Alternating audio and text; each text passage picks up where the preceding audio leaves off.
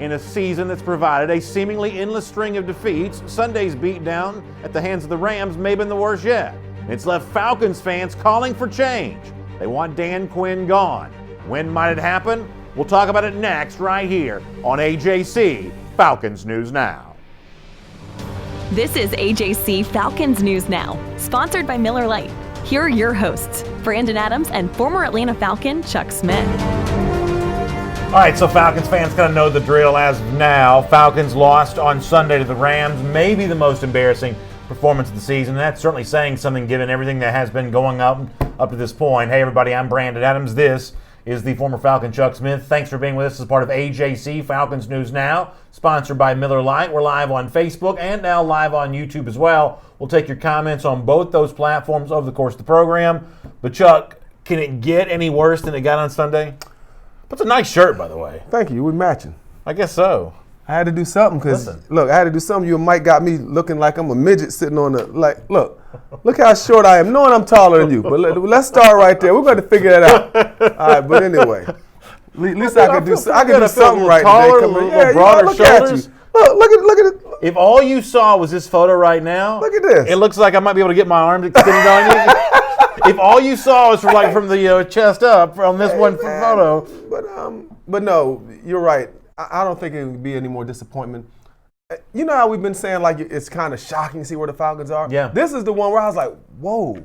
I mean, they were lifeless. I mean, yeah. It just, when I sat on my couch, I was at home, it really made me feel like this is what we thought they were as far as, you know what I mean, the week before. Mm-hmm. And this put validity on it that the Falcons have been an embarrassment, and it's just really a shame. Well, you know, I took it to heart last week when a lot of these guys were speaking up about how they like Dan Quinn. They want to play for Dan Quinn. They believe in Dan Quinn. And there's no doubt that is seemingly true. And we'll get to some of the guys who said more of that after the game on Sunday. But I guess I was a little bit surprised. I'm not surprised the Falcons lost. I mean, I didn't expect them to win. But, I mean, Devontae Freeman gets kicked out for fighting. You know, everything that goes on here, it's just – you can't really make it more embarrassing. And if you wanted to kind of throw the final dirt on the career of Dan Quinn as Falcons coach, it'd be hard to pick a game like this that kind of cements more than ever that Dan Quinn needs to be fired. Now, I reckon he's going to get a chance to coach against the Seahawks on Sunday. I'm not quite so sure why, because I don't care if they were to win that game 100-0. I mean, Quinn, the die is cast at this point in time. He is not the answer for the Atlanta Falcons, and you got to move on from this guy. And the fact that in your own stadium, after a string of road games, the fact that these Falcons players who say they like him, these Falcons players who say they want to rally around him and support him, the fact they can't step up and play any better for them than they did. I mean, what else are you going to do after that? I mean, if you can't get your guys to be fired up and play for you when the media is essentially lining up to see who can sort of most emphatically say that Quinn needs to be fired, at that point in time, there's a total and complete disconnect. Well, this one says it all for me, B. I read the article about Vic Beasley says that he feels like he let the coach down. The same man who asked you to come back, Dan Quinn, he asked you to come back. He was going to help you get better as a pass rusher. You decided to stay at home. You decided to basically say, you know what, DQ, who cares about what you say? I'm going to do what I need to do for me. When what he needed to do for him was stay there with Dan, rush with those guys, work in the offseason with the rest of the guys. Mm-hmm. So for him to come out and say, I love Coach Q, you ain't act like you love Q when you had a chance to help Q, because helping yourself would have helped Q in one of the biggest stories we're talking about for it seems like the last decade. It's the pass rush, Vic. So you whining about, Oh, they hadn't even pass coverage yesterday. That's a whole nother story right there. I knew I'd get him worked up on that. I knew I'd get him worked up. Yeah, it's total mess. And we'll hear from Vic Beasley on that in a moment. Let me also show you what Mark Bradley from the AJC had to say about this in Mercedes-Benz Stadium yesterday, now kind of putting the finishing touches on all of this. Bradley writes for the AJC, it's over. This has become a fait accompli, which is probably fancier than I'm looking to even pronounce that. Yeah, I was trying to figure that out. Whenever Arthur Blank decides to pull the plug, be it this Monday, next Monday, head into the bye week, Black Monday, at season's end, the decision has made itself. Dan Quinn, who came closer to winning a Super Bowl than anyone who didn't win the Super Bowl, is no longer capable of steering the Atlanta Falcons to brighter horizons. Heck, he can't even win a game, Mark Bradley writes for the AJC, and that kind of sums it up pretty well here. I think that Folks have tried to give Quinn the benefit of the doubt. I've said for a couple of weeks that the only relevant conversation now is when he's going to be fired. And after Sunday, you'll be hard-pressed to find anyone holding out that this is anything other than a dead man walking situation. As Bradley says, for one more game with the rest of the season, Dan Quinn's not the answer for the Atlanta Falcons anymore. Well, I think from the players' perspective, I think that's the point. And that means their perspective is they're not getting it. They're not executing it, right? They're not finishing. The effort in the fourth quarter yesterday was absolutely embarrassing. And so Dan Quinn, it's a tough situation, though. If I get rid of Dan Quinn, the narrative becomes even worse. Okay, we got rid of our coach. Now who are we going to get next? What are we going to do with these players? So at least right now we know. But isn't that a better narrative? You said the narrative gets even worse, but isn't that a better narrative? I mean, that's a fun conversation. Who are you going to get to replace Dan Quinn? What kind of style do you want to go after? What's the future of this personnel? Speaking as a fan, that's a conversation that I like to have. Well, I like talking about the future. What I don't like talking about is the miserable, wretched present. But right now, to me, I'm staying with the present. What I'm saying is the narrative about every day you're hearing about who we're going to draft, who's going to be the coach, who's getting cut, who's doing this. So to me, I'm letting it still play out a little bit. I'm not firing him at the bye week. After the bye week, I'm going to see what else happens, because my thing is this, at some point you would like to hope that they play respectably. Mm-hmm. But right now, I totally understand people wanting to fire him, but I just don't want to do it because maybe, you know what? I've also been a player, so part of that, that I can't separate from as a former player that has been a part of 2 Falcon coaches getting fired. So, from a player standpoint, it becomes the worst. We're going to get a lot of comments, including Cody Paulchek, and get on YouTube. Keep those YouTube comments coming. We'll take those, and on Facebook there as well. And Chuck, as a former player, I got great respect for you, and I don't say what I'm going to say lightly, but from the fans' perspective, I guarantee that every fan agrees with me, or at least I would assume a large majority of them do. The only reason to keep Quinn in place right now is in the hopes that you can secure a 1-15 record, because fire Quinn, whatever else. More important than that right now, because Quinn's not coaching this team in 2020. No. So the only argument I could hear in favor of keeping Quinn in place is Quinn as your head coach, Quinn as some form of your defensive coordinator. We'll get more into that in a moment about how that may have changed over the last couple of weeks. Keeping Quinn as head coach may be the best way to guarantee that you secure a 1-15 record. Because there's a chance right now, and I'm not exaggerating. I know how bad the Miami Dolphins are. There's a chance the Falcons are the worst team in the NFL right now. And certainly 1-15. I know it seems impossible to think Falcons can go 1-15. There is a chance they can go 1-15. And if you can go 1-15, buddy, you need to. You need to. Because that gets you in line for pass rush at Ohio State. That gets you in line for every big trade haul for a team that wants to trade up for a quarterback. You got so many fun things that can come your way if you go 1-15. If you find a way to scratch and claw your way to 2 or 3 meaningless wins over the rest of the season, you are wasting your efforts. Go 1-15. If Quinn helps you do that, then by all means keep him. The Falcons ain't going 1-15. I can tell you that right now. They're going to at least, even if they sneak up on somebody, they got a chance to come behind the back door and get at Tampa. So I understand what you're saying from a fan's perspective. Fire them now, hope go 1-15. But for the Falcons right now, they're not going 1-15. Now, whether they fire them now or later, that's a different story. But they're not going 1-15. Let me get a few comments here. Brett Smith, very interesting description of how bad things have gotten for the Falcons. WME Fowler says, name a coach that will make a winner out of them. Give Ryan a chance, trade him. Let's see what's going on there. But here's the thing, though. And we're not going to spare Dirk Cutter from this either, because Dirk Cutter, another example yesterday of this is a guy that has no imagination for the offense whatsoever. This is a relic from the Falcons' past, and he's coaching the team that way. It's the dustiest playbook in all the NFL. It does not look like the modern game whatsoever. So you say, name a coach that can get something out of Matt Ryan. I guarantee you, a chance to work with Ryan, a chance to work with Julio Jones, a chance to work with Calvin Ridley. There are plenty of offensive coaches that would love the chance to do that. We'll get later on into our program if Lincoln Riley is indeed going to be one of those guys. But you can't tell me that the same way that Kyle Shanahan made a coaching name for himself working with that same group of offensive weapons, somebody else wouldn't like to do the same thing. There are a lot of teams right now that don't have their quarterback situation figured out. Now, Ryan has not had a very good season when healthy, I'll grant you that. But this is still a franchise quarterback in the sense that the Falcons aren't looking to replace him, and a lot of teams would love to have him if they could get him in the prime years that he has left. There are plenty of offensive coaches who could take whatever Ryan still is, whatever Julio still is, what Calvin Ridley's emerging to be. There are plenty of offensive coaches that could do something with that. I think the job of the Falcons is to go out and find himself one. Well, first thing, let me talk about Dirk Cutter. Why would you bring this man back? And all I had to do, here's my thing with what they said when they brought him back. Oh, it's convenient. Tim and Matt had a good relationship. Yeah. What about that you're a baller? What about that you help create an offense that's dynamic? So to me, for you to hire somebody for comfort, that's number one, the first thing that Dan Quinn made a mistake on. Number two, now onto the players. I ain't going to let y'all off the hook either. To me, playmakers are going to make plays. So what I want to see and what I ain't seen them dogs out there. I know everybody want to talk about Matt Ryan. I need to see what's going to happen with the offensive line. I like the two young guys, but yesterday the Falcons absolutely got annihilated. It was almost like the Falcons were playing against the 85 Bears.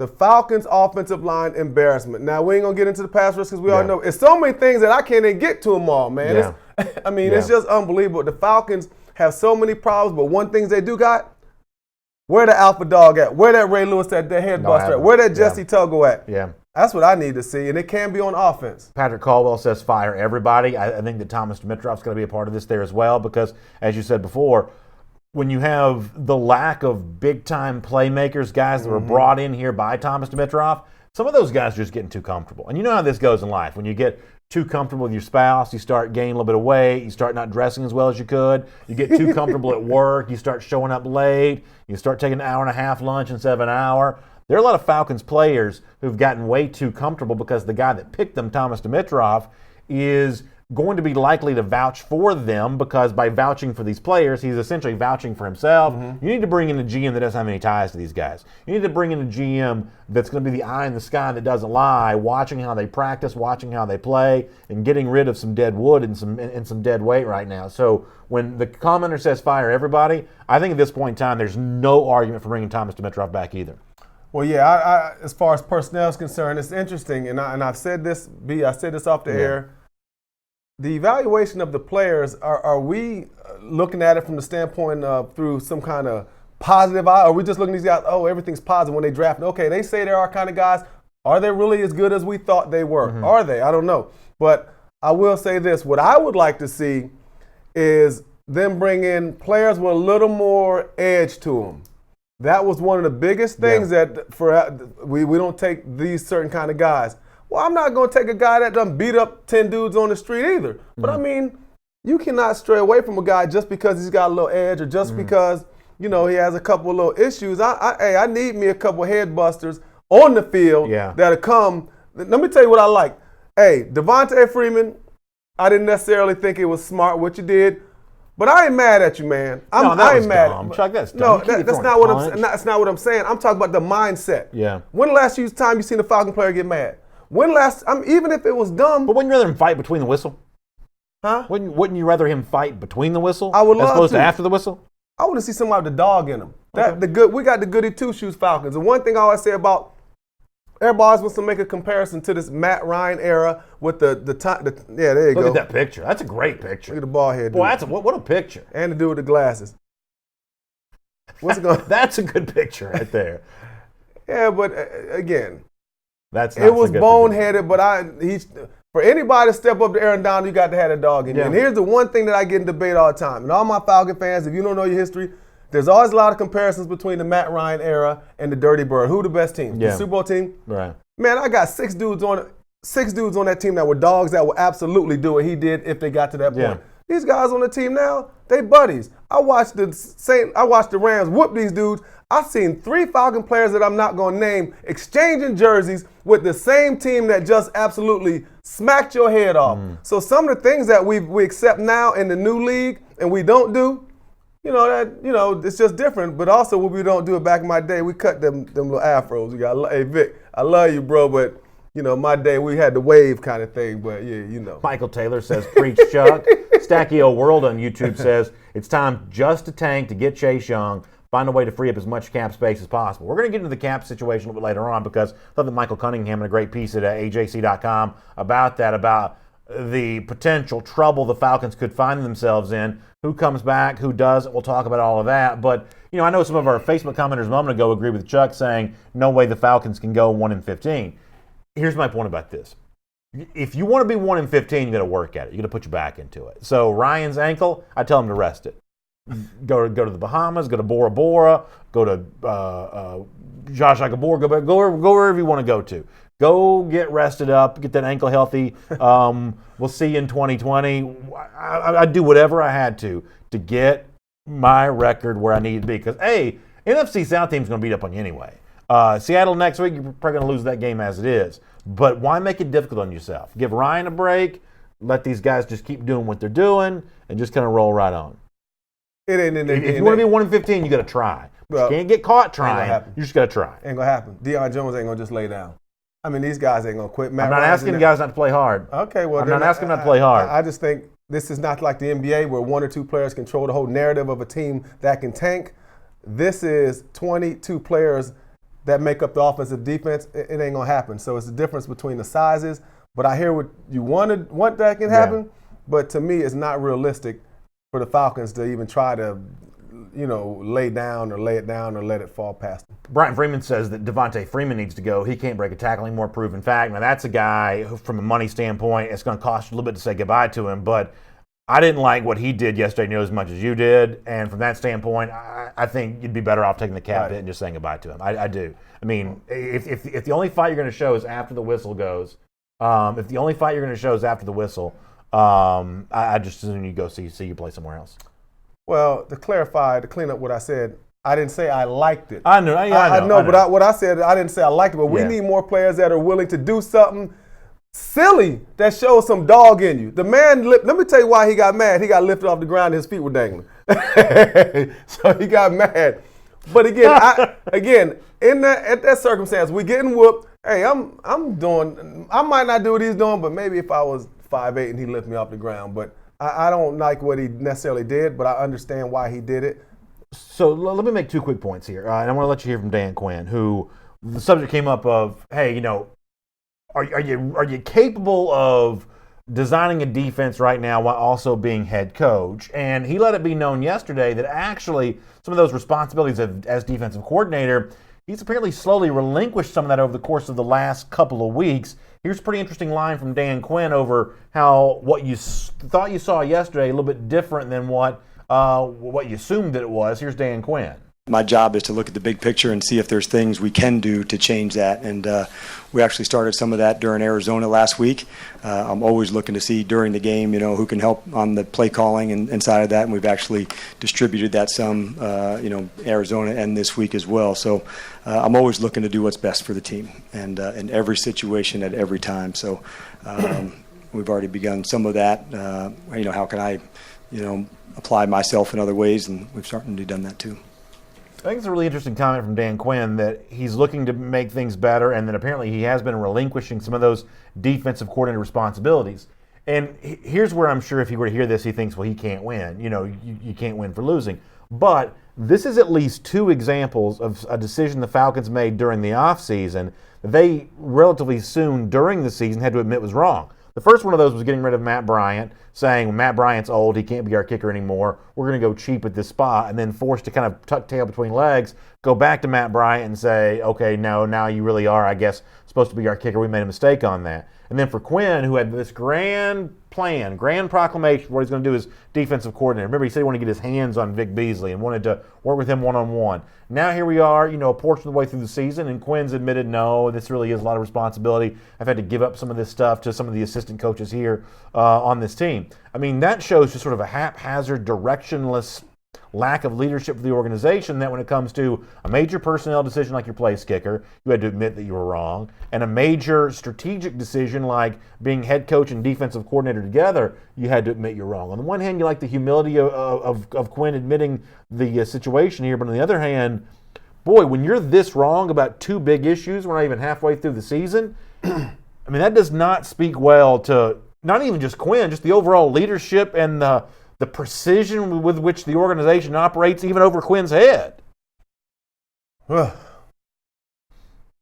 most impactful sentence I heard the entire year that I have been working the last 2 weeks to let my assistants call plays. Embarrassing. That to me, for Dan Quinn to come out and say that when the entire offseason he changed the defense, he's moved personnel, and for him to come out and say and turn it down now and kind of take somewhat to me the the easy way out a little bit and say that I've given it to other guys, so they're somewhat responsible. Dan Quinn is absolutely wrong for, in my opinion, not just for what he said, but for putting them in this situation. Yeah. This is Dan's baby. So all of a sudden now we ain't heard nothing about no assistants. We ain't heard nothing about no linebacker coach. We ain't heard nothing about no D-line coach. We heard about Raheem because everybody online talking about this new coach. But for Dan Quinn to throw those guys, in my opinion, up under the bus and not take responsibility for this and then even think about passing off, and know what else he said in that article? Mm-hmm. He said, I want to take some off my plate, for some of my other responsibilities. Well, I told everybody about this too for the last couple of weeks. You did. You can't do it. There's too much that goes into not only being a head coach, but also being a defensive coordinator. You can't do it. There's only 4 coaches in NFL that does it, and Dan is one of them, and 2 of the other ones, Ron Rivera, Minnesota. Mm-hmm. What's his name? Zimmer. And there's one more, but nonetheless, Dan is one for. I got 3 out of them right.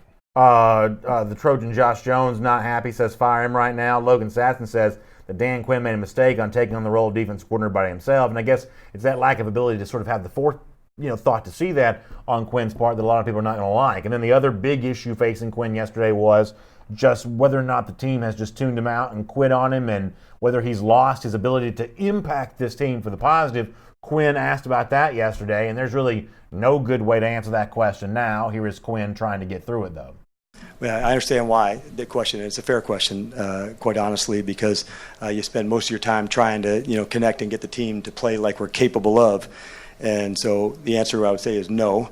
But why am I, the disbelief at times of not playing like we're capable of? That can be very frustrating when you don't do that. You want to look and search and find answers, and that's what I spend most of my time doing, to see what tweaks, what things need to be changed, whether it's personnel, it's scheme, it's assistant and play calling for me to apply some attention elsewhere. I'm always looking to do anything that's best for the team. Trust me, my ego is never bigger than the team. There's nothing I wouldn't do to help get us right. So, Chuck, I guess is the point I'd make on this is that no one dislikes Quinn. I'm talking about the people that work with him. Seemingly no one has a bad thing to say about him. So if you want to do the most respectful thing for Quinn, it's not, by making him come back out and have to give press conferences like that, answer questions that can't be answered. Hey, have you lost this team? The answer is obviously yes, but Quinn can't really say that, so he's forced to sort of stumble and stammer his way through the way that you heard right there. And assuming he coached against the Seahawks, and right now it looks like he's going to, there are going to be a lot more questions like that where he's left to sit up there and try to figure out some string of cliches to throw together. And I don't say that to mock him. I say that as someone that, Quinn's not a bad guy, but he is put in a bad spot to be drugged back out there in front of the media to have to try to come up with answers that he clearly does not have. Have you lost the team? Simple, one-word answer. The answer is yes. But by dragging him out there and making him do that press conference, it's almost getting into the degree of cruel and unusual punishment. If you respect Quinn, the most humane thing you could do for him would be to put him out of his misery right now so he doesn't have to answer that question at a press conference again. Well, he has to answer that question because his ass is paid, almost $5 million a year. He has to answer that question because he's also Think of the Brian Cox who got ripped. Yeah. Think of all the Keith Armstrongs who got embarrassed, who got ran out of town. Think of all the coaches, man, that have been here. So to me, Dan Quinn has to stand up there like a man, just like everyone else. You can't take the good and can't deal with the bad. So Dan Quinn and everybody involved with this process, you got to live in your ish. You got to live in it. You create it. You got to make it. Now it's up to Arthur Blank to figure out who he's going to take and who he's going to leave in that ish. But Dan Quinn, I don't feel sorry one bit for him. He's a privileged man to be an NFL head coach. You just dropped the ball. He don't get no pass. All right. Hey, he don't get no more free meals, no more hammerheads, man. You ain't get, I'm not playing around. Y'all gonna make where I can't go back to Flowery Brands, man. That is Chuck Smith. I'm Brandon Adams. This is AJC Falcons News Now. It's sponsored by Miller Lite. Miller Lite's the official beer of the Atlanta Falcons. It tastes great. It's just 96 calories. You can check that out. Randolph Jackson says if his ego is not bigger than the team, then why do we have unproductive guys in this squad? Why do you have unproductive coaches in your staff? His ego is what the problem is. I'm not quite so sure about that, but let's move into that topic here for a moment and the players' response to Quinn yesterday, not playing any harder for them than they seemed to. Really, it was kind of a lifeless day in Mercedes-Benz Stadium. D-Led had some pictures of the crowd before the game. Very few people in the stands, very little fight from the team, and kind of a poignant moment after the game. Vic Beasley, who has really been one of the guys that Thomas Dimitroff has believed in. They brought him back on a kind of a show-me deal this year. Certainly, Dan Quinn has spoken up about it. At one point in time, that was a brief success story for Quinn with this Falcons defense.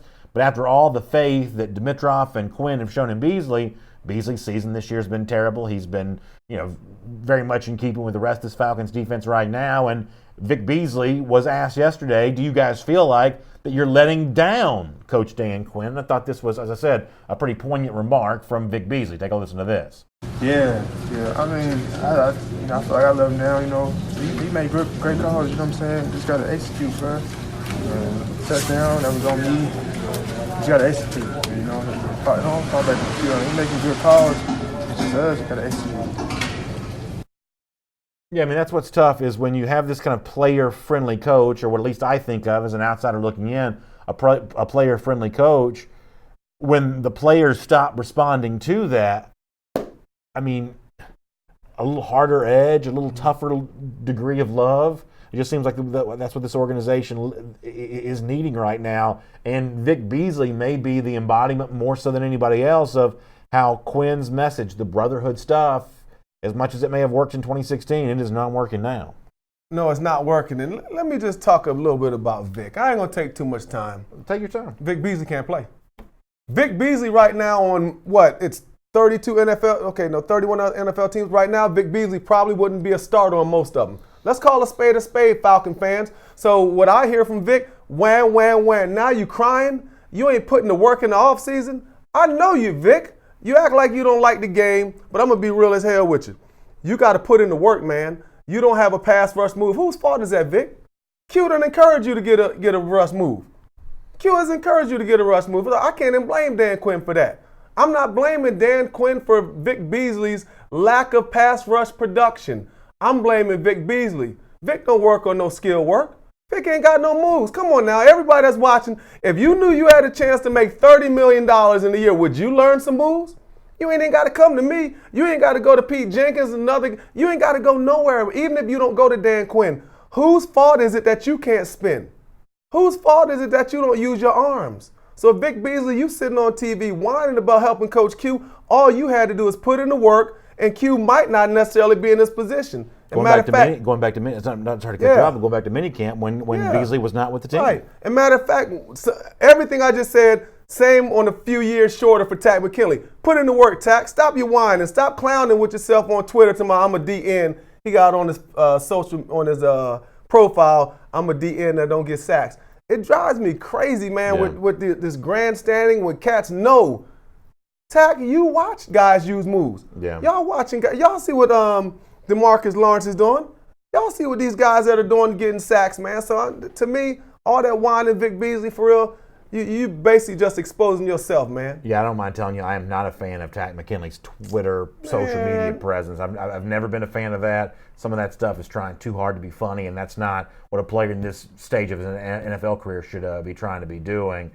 Bruce Taylor says Vic can't play outside of a speed rush that only worked for 1 year, and it is true. And a lot of the analytics folks, the advanced stats people will tell you, going back to 2016, that when Beasley was getting the sacks that he was getting so many of those and so few pass rushes. Like the percentage of sacks that he had in comparison to his total number of pass pressures was so high.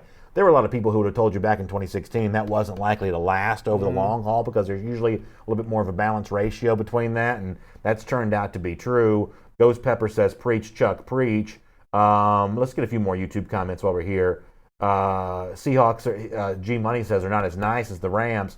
Could see a 60 spot. That will be an angry Seattle team coming in here this week after having lost in their home soil to Baltimore this past week. You ain't lying, but this Seattle team, they still dangerous. They're still, what are they, 5-2, something like that? I think they're 5-2, but Russell Wilson couldn't get it going yesterday. But I tell you this, Jackson from Baltimore, I hate to be flipping it. Man, you talking about a special talent, but Seattle, they're going to be angry. The Falcons again.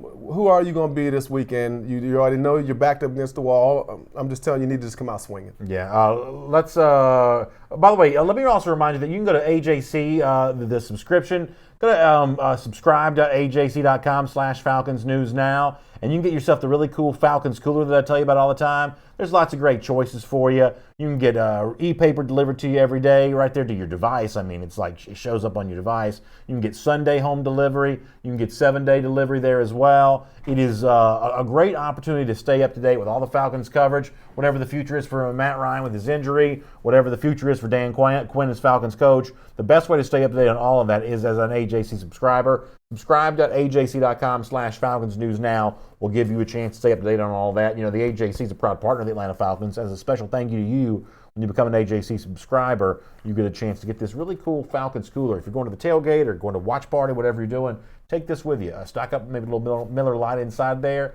and you can certainly enjoy all of that. Let's do a few more Facebook comments here for a moment. Then we're going to look at Matt Ryan's situation, the salary cap situation, and kind of where Atlanta might turn for a coach if there is indeed one to be had. Peter Jeffrey Wilson says we need a complete and total rebuild. Playoff spot would be could be years away. Maybe that's the case, but one of the things, Chuck, that I do believe though is that you got Grady Jarrett on the defensive side of the ball. You certainly need that dynamic playmaker, but Grady Jarrett's an answer defensively. Matt Ryan's an answer offensively. Julio Jones an answer offensively. I know that McGrady didn't have the world's greatest day yesterday. He had a real hard time with Dante Fowler, but I think that he's had an okay rookie year up at this point in time. Lindstrom, when he's healthy, I think he could potentially be an answer. So you are not completely without with some building blocks here to the point. This is not Miami, in terms of a personnel situation. It's probably not even Washington from a personnel situation. I'm not telling you can hire the right coach and be back in business in 2020. I'm not saying it can be that easy, but this is not a situation where you don't have some guys on both sides of the ball that can be part of your building blocks for the future. You've still got some of those guys. If anything, it's about quickly getting a coaching staff in place and take advantage of those building blocks who are a little older, like Matt Ryan and like Julio Jones. Well, I'm not getting rid of a lot of guys. I'm not even going to a teardown thought. No. I'm still with where the Falcons are right now. We got the personnel. Of course, everybody needs to add pieces. To me, it needs to be a philosophy change, and it needs to be immediate. But no, I'm not doing that at all. And let me just move to the offensive side of the ball real quick. We were talking about personnel. We talked about McGarity. Whose fault was it yesterday? Was it his? You got him one-on-one against a guy who's on a contract year, who's an absolute beast, and you let him go one-on-one. You don't keep the tight end in. Hooper in the beginning wasn't catching no passes. Why don't you help McGarry out? Okay. And then what? Keep him in. You don't chip block. So here we go again, comes to scheme. How to use your personnel. You let McGarry out to dry. He's a rookie. You got to help him, man. Dante Fowler is absolutely a great rusher now. So to me, that's one that comes back on Cutter and Dan Quinn. You're going to leave that little young rookie out there to get beat up? That has to do with coaching, man. Gregory Bloodsworth and Michael O'Neill on Facebook talking about Mike McCarthy as a potential coaching replacement for Dan Quinn. That's a guy that could be out there. He's obviously won a Super Bowl before. He's definitely out there. Could be in play here for the Falcons. He's won a Super Bowl before. That's not as exciting for me, though, as one of these new names, one of these young names. This is a sport that is in the radical reimagination when it comes to the offensive side of the ball, and you see how dynamic some of these young coaching names are. Obviously, I've talked a lot about Lincoln Riley.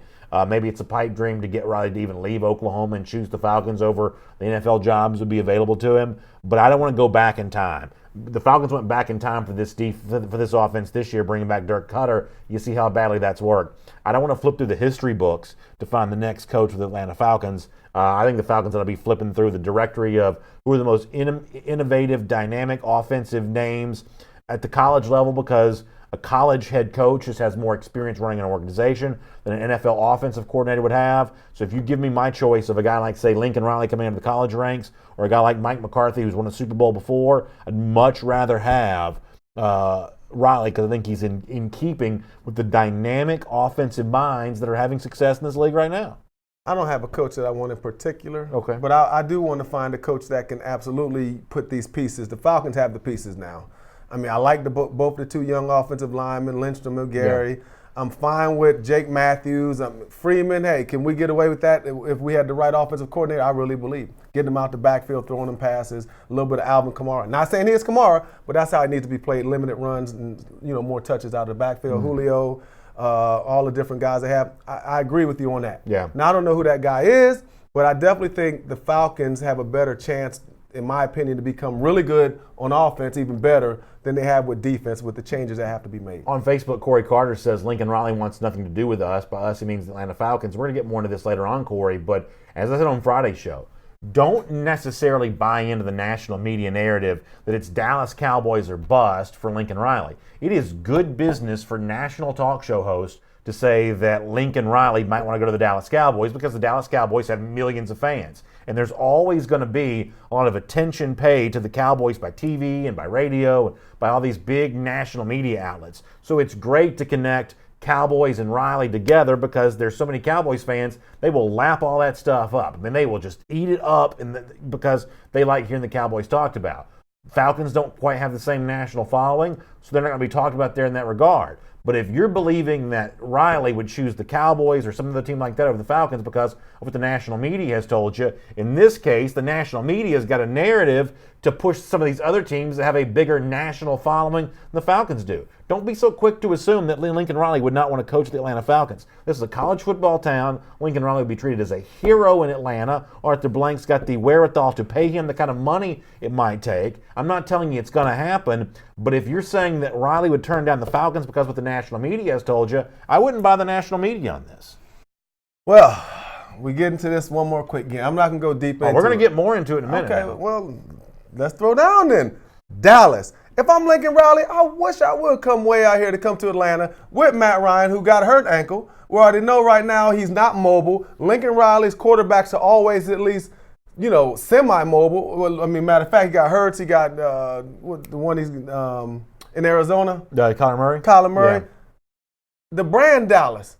Jerry Jones, I mean, the whole nine, everything about the Cowboys. I love the Falcons. But if I'm Lincoln Riley, let me tell you what literally is the one point that puts me with Lincoln Riley, puts me in Dallas. Dak Prescott. Oh, is Matt Ryan a better quarterback? I don't know right now he ain't. But Dak Prescott instantly is the reason why if I'm Lincoln Riley, I go there. I got a quarterback that's young. He's about to be signed, and he runs the spread. Then you got Zeke. Played well last night against Philadelphia. I'll grant you that. But I understand what you're saying. But I'm going to tell you right now, Dak Prescott is nothing special in this league. Dak Prescott is nothing special.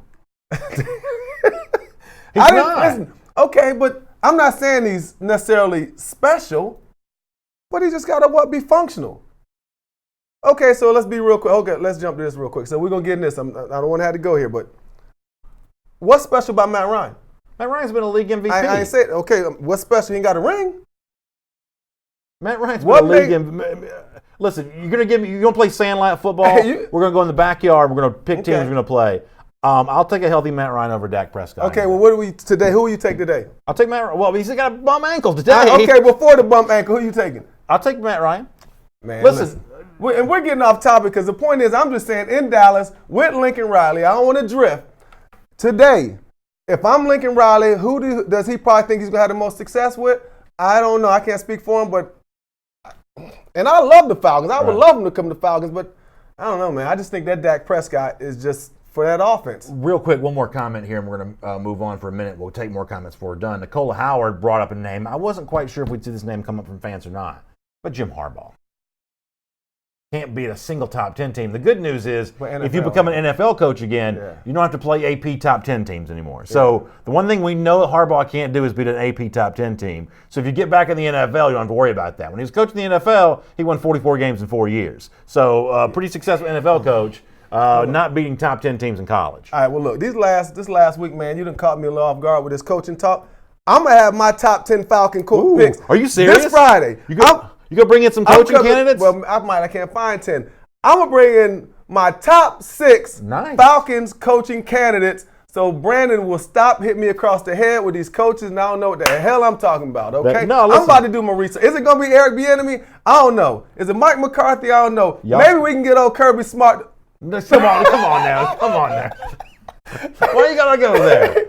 Georgia fans Kirby's happy where he is. He's just fine where he is. Y'all, just a joke. All right, what's not just fine right now is the situation with Matt Ryan's ankle. Let's talk about that. It's AJC Falcons News Now. It's sponsored by Miller Lite, the official beer of the Atlanta Falcons. Tasting great, just 96 calories. And obviously Matt Schaub comes in that game yesterday, has to finish off that duty. And as Schaub told our D. Orlando Ledbetter from the AJC, as the backup quarterback, that's the moment that, while nobody wants to see the starting quarterback get injured, that's the moment that Matt Schaub has been preparing for. Here's what Schaub told D-Led yesterday. I mean, your job is to stay ready, but are you ready to, if you have to take it over here for a little while, you ready to go? Yeah, it's my job. That's why I'm here, and that's why I'm in this role and doing what I'm doing. So if I'm called upon and I have to go in there, whether it be Wednesday practice or be ready next week, we'll see how the week goes. But that's my role and my responsibility. And then the other thing that Schaub and D-Led kind of got into a little bit yesterday is the status of Matt Ryan. It will be a source of curiosity this week. No doubt the AJC will have updates from Flowery Branch on that today. But as of yesterday, when the injury went down, there wasn't a whole lot that Matt Schaub could say about that as of yet. Hey, Matt, did Ryan tell you anything about how he's feeling after this? No, I mean, it just happened. Mm-hmm. We'll see. I saw him briefly, but, we'll see how the night goes, and we'll see tomorrow. I mean, listen, I'm not being funny, Chuck. I wouldn't play him. I mean, I don't really know. I mean, right now you don't have a very good offensive line around him. No, I do think this rookie season for Caleb McGarry sets him up to be a better answer for that situation next year. But you've got really no motivation to play a guy like this who, one way or another, is going to remain your franchise moving forward. His ability to deliver the ball to Julio Jones and Calvin Ridley and Austin Hooper and guys like that, it's critical. Why waste that? Why risk that in a season now that's not going anywhere? Not only are the Falcons not good, NFC South competition like the Saints, they won yesterday without Alvin Kamara playing. Falcons have got nothing to play for. Why would you risk Matt Ryan? I'm not saying you bench him for the entirety of the year, but there's no good reason to play him on Sunday. Yeah, I agree with you on that, Brandon. But to me, Matt Ryan, he's the least of our problems. He's a solid quarterback. I like Matt Ryan, but the offense, Lord have mercy. This is it just drives me crazy thinking about it, that when he's got protection, when he's got time, when things are, put in position for him to have success, he does well. I think Matt Ryan, when things are clicking, when they protect Matt Ryan, he's successful most of the time.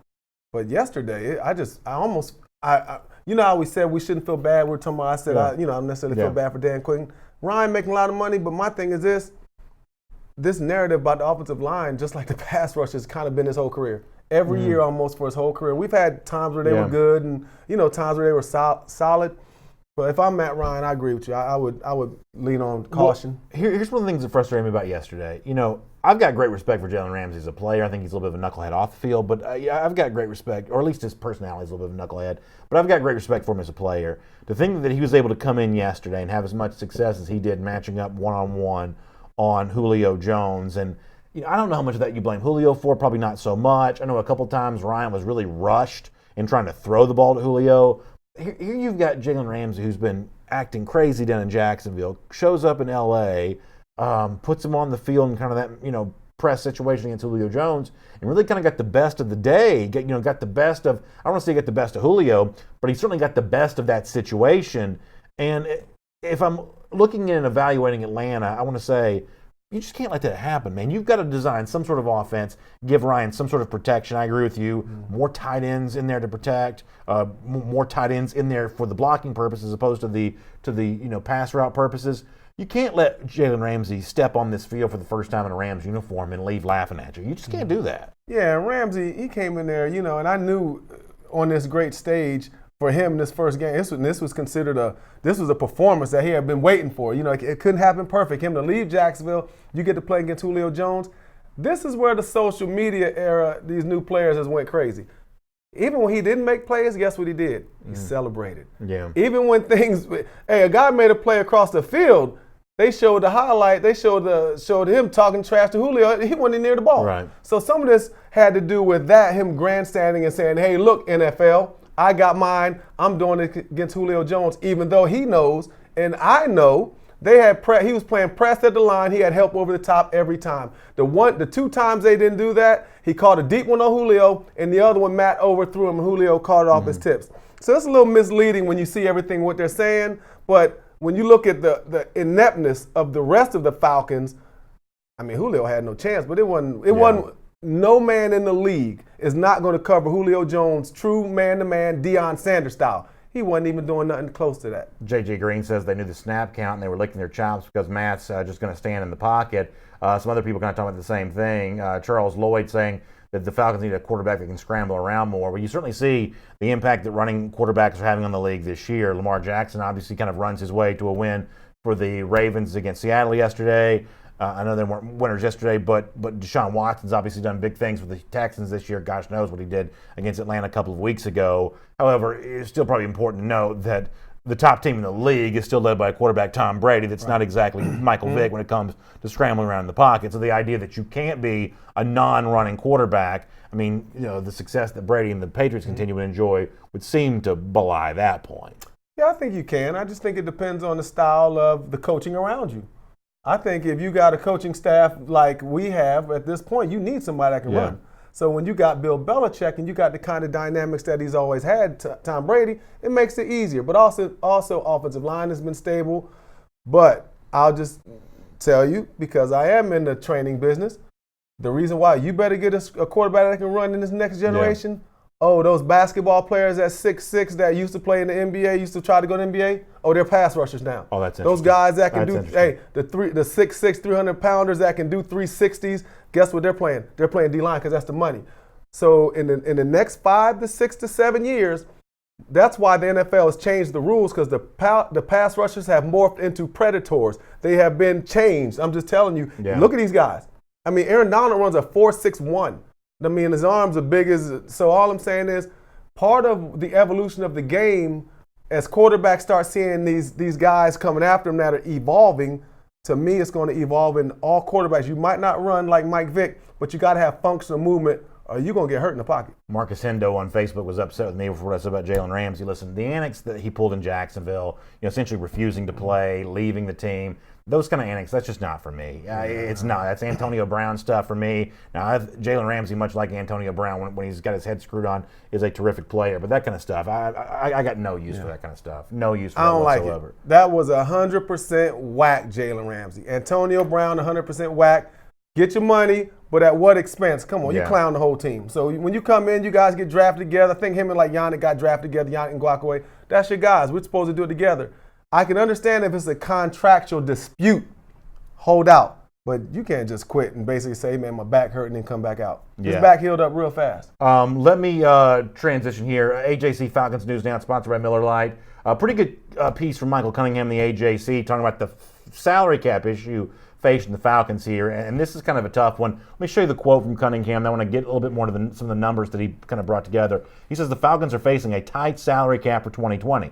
Not necessarily a problem if it was a contending team, but it's potentially a big problem for the Falcons, who aren't in the running for the NFL's worst team, because they're only not in the running for the worst team because the Dolphins are tanking. He says the core of the Falcons players will have to be a lot better in 2020, and the team may be forced to part with some guys who could potentially help. So let me give you a few of the things he points out.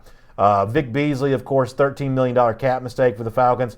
I'm assuming that Beasley's going to be gone for next year. But you've also got this situation, Chuck, where guys that you have no choice but to keep, their salary cap numbers going up. Matt Ryan going from 15.8 to 33.5. Whoa. How much? Going to, the salary cap number for Ryan next year is $33.5 million. Wow. You can't do anything about it. I mean, nothing, but quarterbacks are expensive. Yeah, I get it. But you got to get some money anyway. Well, how about this? Julio Jones going from 10.4 to 20.4 million. Grady Jarrett going from 11 million to 16 million. Michael Cunningham, AJC, goes on to say Deion Jones' cap number goes from 4.7 to 10.3. Ricardo Allen goes from 3.4 to 7.4. Jake Matthews goes from, listen to this, 7.6 to $16 million against the cap as of next year. Now, I don't believe, with the exception of Vic Beasley, there's not a single name that I just mentioned there that you can get rid of. And even if you did, they're gonna that money's going to count against the cap anyway. You got to keep all those guys. You do get in a situation with like a debate about Alex Mack. I think you'd have to bring him back because offensive line is going to be a mess without him. Mohamed Sanu, that counts $1.4 million against the cap. I could listen to a scenario where you don't bring back Sanu. I could listen to a scenario where you don't bring back Ty Sombrello. Devontae Freeman, as I said before, he's expensive. He's not doing a ton of money for you. It'd be dead money on the cap. But it's a tough situation for Atlanta. In addition to kind of what it has on the field, what it's got going on in the front office right now in terms of how you solve some of these salary cap issues. No easy solution on all that kind of stuff. Well, you'd like to get the production out of them this year that the Falcons didn't get, and that's a big deal. The salary cap is huge, and that's why the guys that you sign, it's important that you got to get instant gratification. You got to have impact now, and when you don't, you go into the next year and realize we had this expectation the year before, and now we're moving into the next year, and the salary cap kills you, and you didn't get the reward of what you thought you were going to get from the year before. James Kelly, Chris Jamison both bring up the same point that when it comes to Ryan's number, some of these others, there may be some restructure in the offseason. I think there's a very good chance that's going to be the case. And I told you on Friday, I'm not a capologist. Some of this kind of stuff is actually kind of boring to me. But when you look at what LA did, even though their trade for Ramsey is kind of a bad deal because I think they're going to go 5 years without making a first-round draft pick, I think it is an example of when you feel like you're maybe at the tail end of Todd Gurley's prime years, that you do whatever you can to be good right now. They also have a new stadium they're about to move into. They like to have some positive publicity kind of going into that. Same kind of deal for me for Atlanta. Whatever the win-now move is, you got to do it. Expensive to bring back Alex Mack. I think right now you probably got to try to figure out a way to do that. Mortgaging your future to take advantage of Ryan and Julio while they're still kind of in their prime years. I think you got to figure out a way to do that.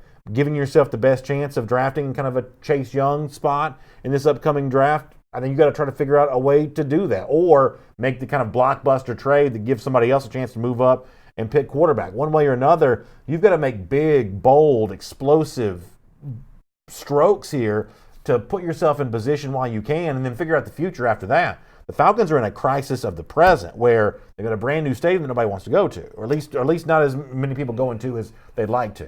Right, and I agree with you 100%. That's why I brought up Michael Bennett the other day, who's at New England, had some issues, former Seattle Seahawk.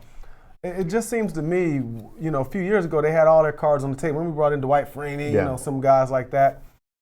But the glaring hole, as far as for me, the offense has done, they've done enough to win several games.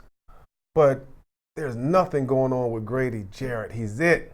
I mean, if you're really serious about contending for a Super Bowl this year, you had to have already traded for someone or did an offseason. You had to know that you could not take a chance on the edge guys. And there's an inside. And here's something that we never talk about. Who else is inside? Yeah. I mean, it's Grady. The other guys are role players. And even in the secondary, I got respect for the Rams, though. They're trying to win now, even though they ain't built that way. But Jalen Ramsey, I'm not giving up 2 first-rounders for him, especially even watching him yesterday. He's not Dion. Well, he's a great player. But I need to see him. I need to see him make great plays in some big games. On YouTube, Blazin 24/7 brings up an interesting point about the Falcons' offensive line.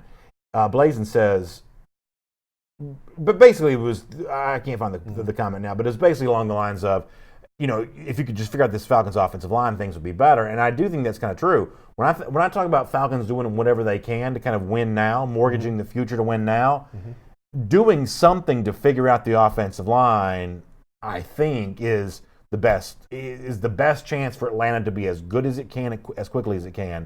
Figure out a way to improve this offensive line for 2020.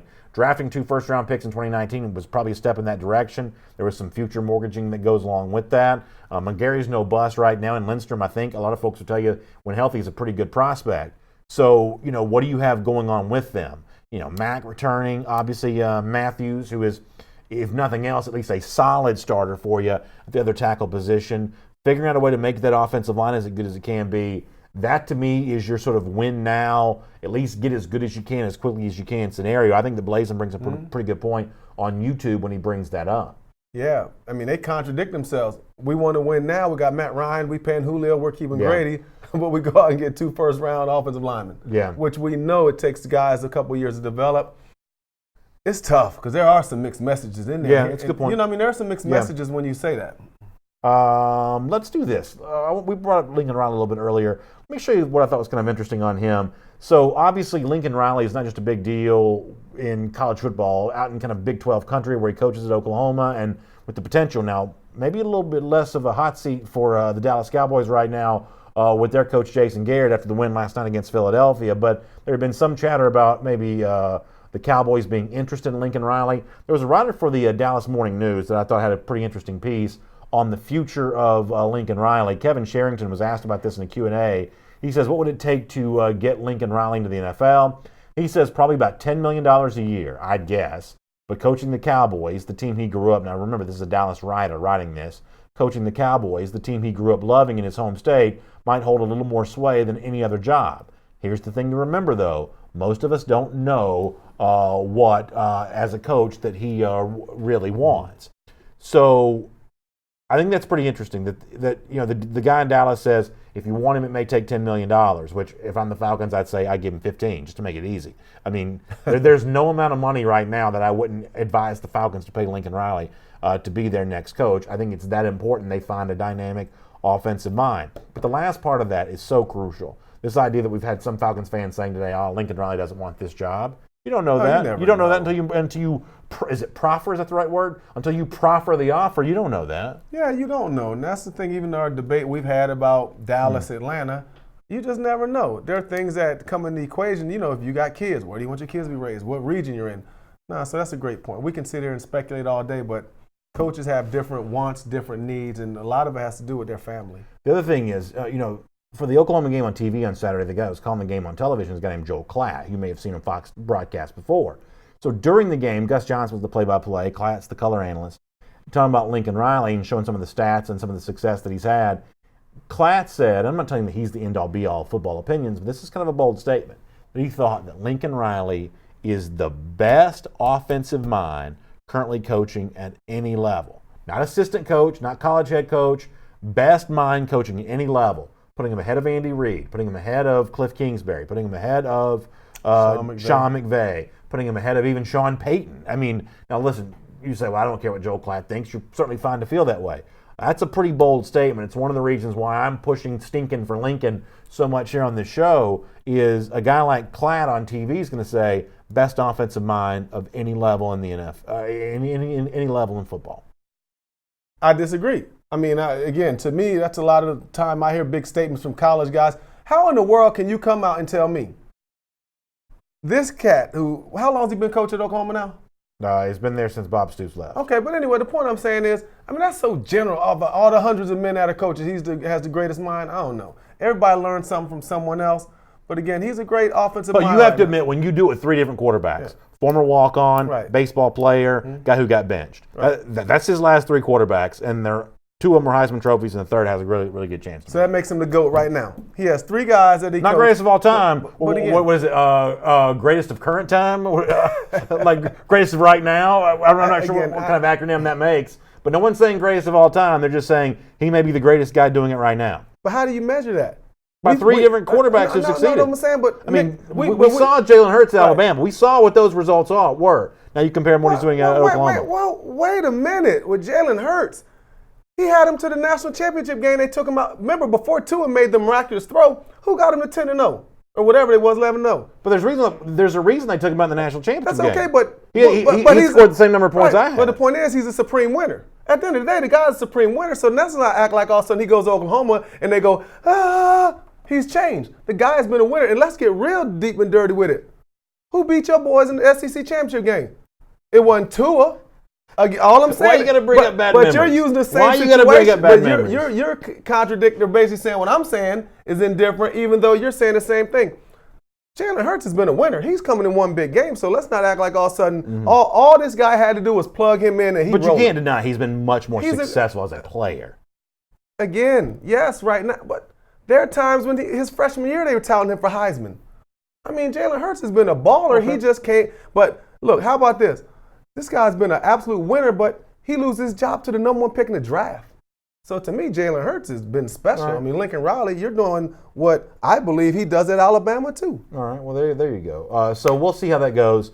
I'm on record as saying that if the Falcons can turn this miserable conversation the first half of the season has been into a stinking for Lincoln conversation where Riley becomes a legit name that's not just being talked about by me on our show, but being talked about in other pockets when you start hearing other people kind of get involved in this as well. You'll talk about raising the fortunes and getting people excited about Falcons football again. That kind of offensive mind, I think, has a chance to do that. And you can't win it if you're not in it, and they got to do what they need to do to kind of get into that discussion, get in that conversation. But don't be so quick to assume that an owner who wants to win for his fans, a brand new shiny stadium, plenty of offensive weapons, some work to be done to kind of round out the rough edges. Don't be so quick to assume that a guy like Lincoln Riley might not say, hey, college life's not for everybody. It's hard to recruit. let me go over there and see what I can do with some ready-made pieces on that Falcons offense. Got some great soul food. You got Outkast. He listens to all the hip hop. So now I don't know what kind of music he likes. You're gonna have.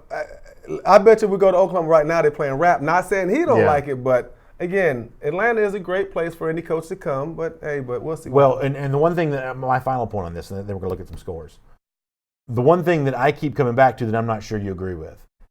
Because Atlanta is arguably among the capital cities for college football in America, this city would celebrate a college coach, even though that Riley coached in the Big 12 and not kind of SEC, ACC, the leagues that are closest to us here. Because this is such a college football city, Atlanta would celebrate a college coach in a way that a lot of other towns wouldn't, maybe even Dallas. I mean, Atlanta loves its college football. Riley's already a famous figure in the city because of how many TV sets are tuned into college football each and every week. He'd be a much bigger deal in this town than he would be in a lot of other towns. Much bigger deal. He would be. Man, the casual professional NFL person in Atlanta don't know who Lincoln Riley is like that. I think more Atlantans I think you're overrating his. I think you take it too far now. More Atlantans know Riley because you know how many people talk. I mean, how many places do you go during the week? People are talking college football. Dude, you assume everybody's turning the clock on every Saturday to watch everybody's not knowing Lincoln Riley like that. The everyday, even some of the we might have to get Dez out with the mic and go out to the Falcon fans. Nobody, you say who's Lincoln Riley? I bet you half the people ain't gonna know who he is. No, it's way more than half. You're wrong. I'm just telling you, the Falcon fans. I'm telling you, nobody. You act like Lincoln Riley. When he gets the job, it's gonna sell out. Lincoln Riley get that Falcon job. They ain't selling no more PSL tickets than they got when they got Dan. Well, no, I'm not talking about PSLs, but I'm talking about just general excitement, general enthusiasm. We might disagree with that, B. Yeah, that's fine. I love you to death. That's fine. But man, I just don't believe Lincoln Riley has that kind of impact. I think it'd be sexy. I think Falcon fans. I tell you, he's not selling one ticket. It's Mike McCarthy. Now, that's somebody that people have forgotten about Mike McCarthy. You might as well bring in Weeby Bank. Again, I told you I'm bringing in my top 6 this week. So right now, I'm going to have 6 guys. I'm going to do my research. I'm going to have this Friday. But it better not be some current offensive coordinator working for some because those guys aren't selling tickets either. Wait a minute. I'm about winning Super Bowls. You can sell. They hired Nick Saban to Miami to what? To sell tickets. Right? He didn't win no Super Bowls. Wait, who's that now? I said Nick Saban was the same. Everybody got to have Saban. Let's go have Saban. So I need to see how it works now again. But all I'm saying is this. I really believe this. He comes in. I just don't see him selling tickets like that. I think he's a dynamic, guy. But here's my last thing I'm going to say on this. When did everybody in the NFL become dumb because Lincoln Riley's available? It's like all of a sudden, all the history, all the many NFL guys out of there. That's why, to me, the college football, these online blowhards who know nothing about the NFL, are literally downplaying everybody that coached in the NFL for the last 10 years. That's crazy. But it's because so many of these old school guys who've had these coaching jobs in a stranglehold for years, they've allowed it to be taken over by younger guys. I mean, don't even talk about Lincoln Riley for a moment. The reason why Riley would be such a hot name is because look at a guy like Sean McVay, who stepped onto the scene and said, I'm going to do things just a little bit differently, and he won right away. All these old relics running the same old school dusty NFL offense, they've been taken over by the younger guys. All the scruffy beards and the toned up abs. These guys have come in and taken over the league. That's why people are looking for that next guy, because these old school guys, they've had their corner taken over by these younger coaches. Everybody's not old. How do you know that? Man, there's so many assistants in the NFL. I mean, I hear what you're saying. But there are guys like, what's up? What about the guy with the Jets? I don't even know his name. But all I know is he was one of those gurus, right? Wasn't he under McVay? I don't know where he came from. But look, the guy from the Jets, he absolutely is terrible. He's a guru. I just say the Falcons, if they're smart, I would do my due diligence and not assume just because someone has age. But I ain't going to backtrack on that. Yeah. We know everybody in the NFL old, man. There's so many great assistants out there. They just ain't got the chance, and they ain't got no college reporters running around here talking about they the GOAT. Man, please. All right, it's AJC Falcons News Now. It's sponsored by Miller Lite. By the way, go to subscribe.ajc.com/Falcons News Now, and you can get yourself. We may not agree on the next coach of the Falcons, but everybody agrees this is a great deal. Falcons branded cooler, AJC, proud partner of the Atlanta Falcons, and a great way to show that. Become a subscriber. Get this cooler at subscribe.ajc.com/Falcons News Now for more on that. let's check in on some scores from yesterday. Pretty interesting weekend around the National Football League. Let's take a peek at that, including some of the big stories there. First of all, Miami, a little more competitive with Buffalo than you might would have expected. Jacksonville taking advantage of Cincinnati. Cincinnati is certainly in the conversation for worst teams right now. Pretty impressive showing by Minnesota yesterday, getting the 42-30 win over the Detroit Lions. How about Green Bay all over Oakland? That's not necessarily the outcome I would have expected. Oakland had a lot of steam coming into this game. Pretty good job by Green Bay. Yeah, far enough. Aaron Rodgers, he is in the conversation for MVP. No, maybe so.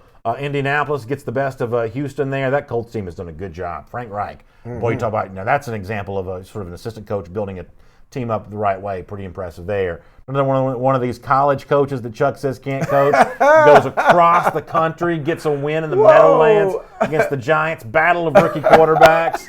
How about San Francisco 9-0 over the Washington Redskins? Weather was a factor there in that game. It was a lot of rain. Tennessee Chargers, boy, what a rough game that is.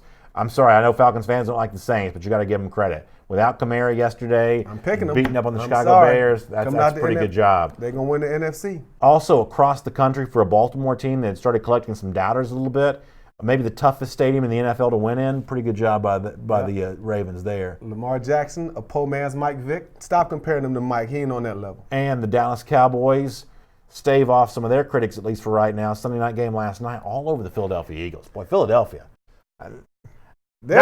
It's a bad performance by the Eagles. I mean, you say what you will about Dallas, but that team just lost to the Jets. If the Eagles, how about showing some signs of life? I'm loving it. I'm mad. I'm glad that they're losing. I do not like Philly. Funnel cake, pop pepperoni pizzas getting thrown all over the stadium, man. I'm glad Philly's losing. Speaking of the Jets, tonight, Monday Night Football, can they keep it close against New England?